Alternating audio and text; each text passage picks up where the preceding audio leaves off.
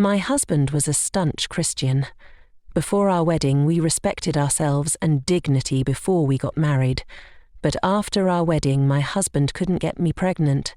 He was a well-respected man in the church and kept on pointing accusing fingers at me. As usual, when a man and woman are married and there is no fruit of the womb, the only accusing fingers are pointing at the wife. I asked my husband for us to go for medical checkup, and he always waived the idea and said there was nothing above God. He was a good and caring man, but one thing I had noticed was that he was not that good in bed. But I managed without complaining. My only consolation was my single pastor, who was still young in the ministry and was searching. Each time I felt lonely when my husband travelled, I went to the pastor to confide our matrimonial issues. Even my husband didn't want to talk about my barrenness to the pastor. The cause of all these issues was that I saw my pastor as a holy man, but I forgot the part that he was still human. One thing led to another. My husband was about to travel for a long business trip and left me in the big house all alone with nobody at home. It was not a gigantic house, but it was too big for me to stay alone.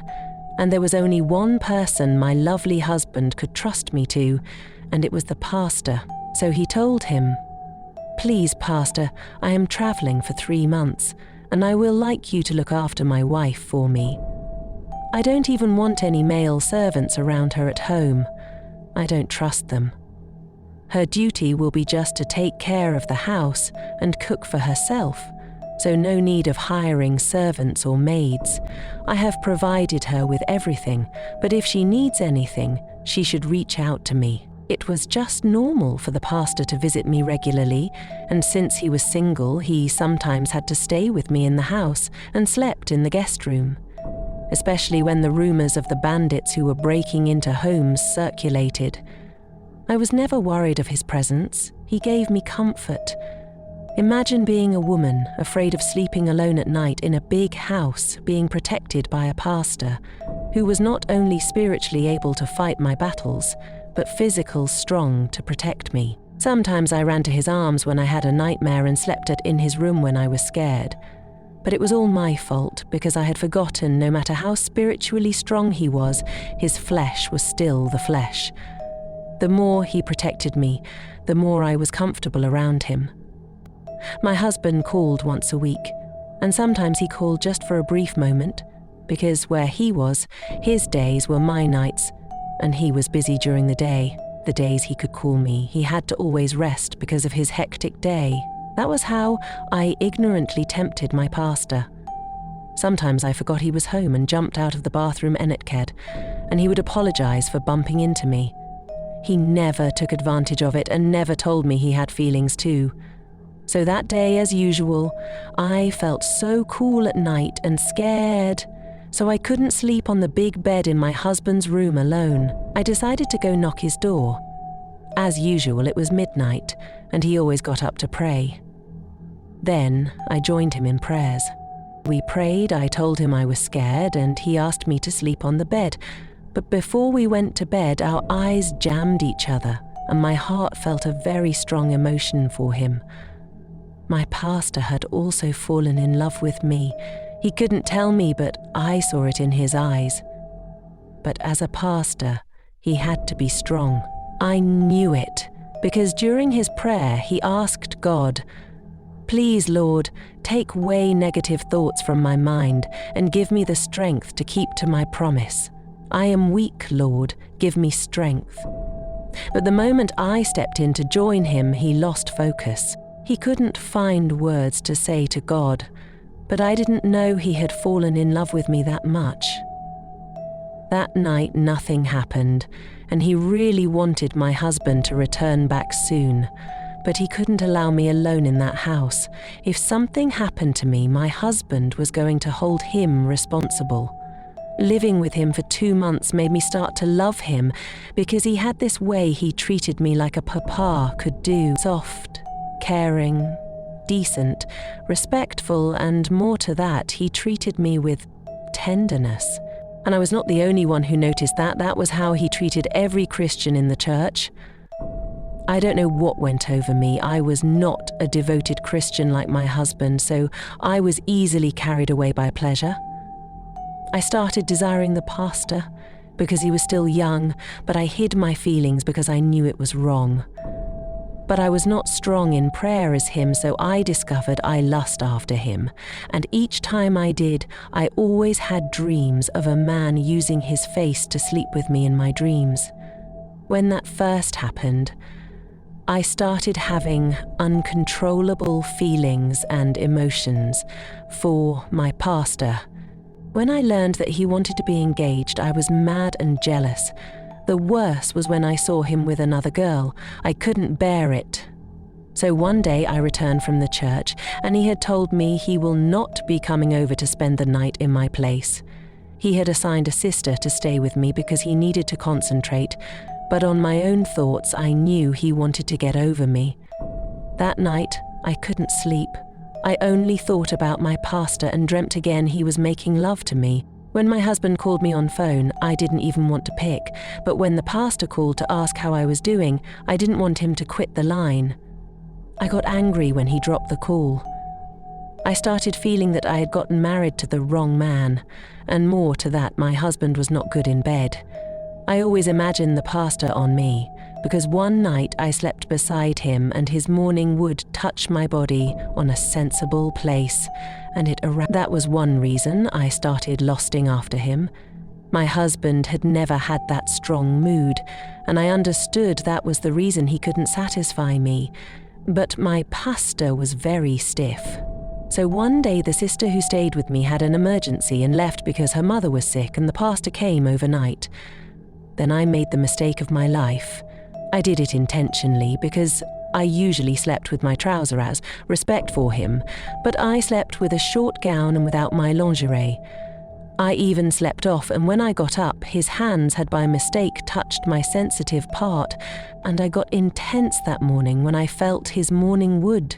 I couldn't resist it. I went for it and grabbed him. Before he could realize himself, I was already milking in desire. I want you, Zelen. I need you.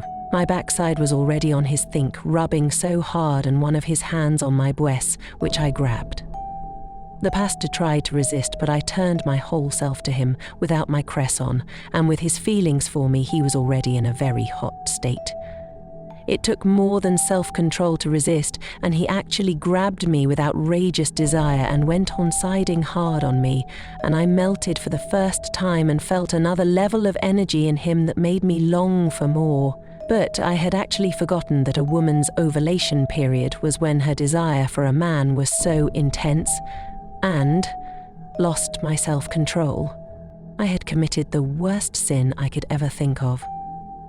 Though I was worried, the way he handled me, I never stopped longing for more. But it was just a few days later my husband returned from abroad and started his boring life. I thought the fact that my husband had stayed abroad for a couple of months was going to excite him and let him grind on me, but he did his usual slow motion and got up, panting like a tired horse. A few days after my husband's returned from Europe, we went to church on Sunday for service. The moment the pastor stepped on the pulpit and was preaching, I got lost in my thoughts. No matter what he said, my mind was engrossed on how he handled me that night. I couldn't even gaze at his face. The highest thing I did was to look on his trouser and imagine how active the guy inside was. I started feeling jealous because I was worried the pastor was surely going to get married to another woman and she'll enjoy all of that.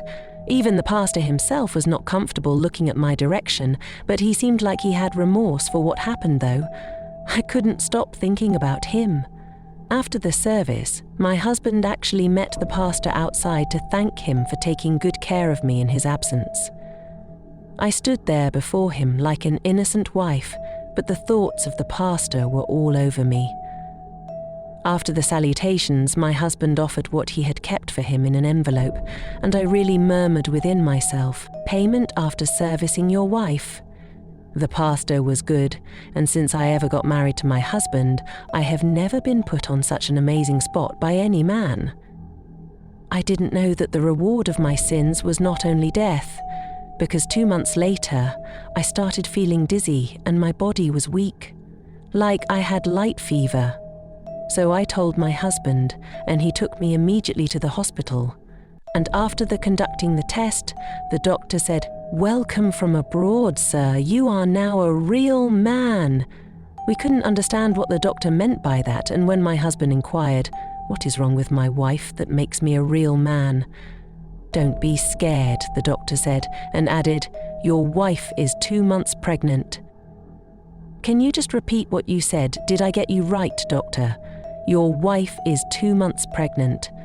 My husband jumped up and down the hospital feeling so happy. He even started calling his close friends to break the news, but after the doctor's report at the hospital, I knew the pastor was the father of the child I carried in my womb, but I couldn't tell him or my husband. 2 weeks later, during the monthly prayers for Thanksgiving, the pastor asked who had a testimony, and my husband was one of the men to give his testimony. It has been 5 years since I got married to my wife, and we have been struggling to have the fruit of the womb. I cannot count how many times our pastor here had prayed and interceded for us. But when I returned from abroad, I personally visited the pastor to pray for me and thank God for protecting me when I was abroad. After thanking God, I returned home, ignorant of the divine providence of God. Then, 2 months later, my wife told me she was not feeling fine, so I took her to the hospital. And after conducting the test, the doctor broke the good news that she was pregnant. Praise the living God. Hallelujah. The congregation responded, "The Lord is good all the time." I was covered with guilt, and it was like the pastor didn't even suspect that he was the father. He could not imagine I could make such a mistake, but I had made it already. There was no turning back, so I had to keep it to myself. It was not right to tell him or my husband. The best thing was to confess to God, stopped being obsessed about my pastor, and lived with my husband like that. But I really needed my husband to make me feel like a woman, and that is how I felt. I always took the blame, but how many times have I told him to work on his love-making?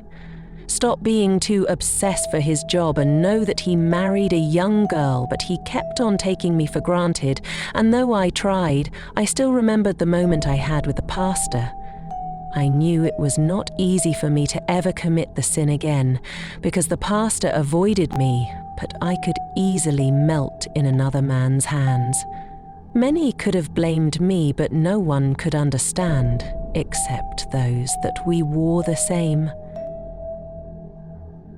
I hope you enjoyed it. Hope to see you in our next release. Share and subscribe for more intensive and interesting stories like this, and don't forget to comment where you are watching from.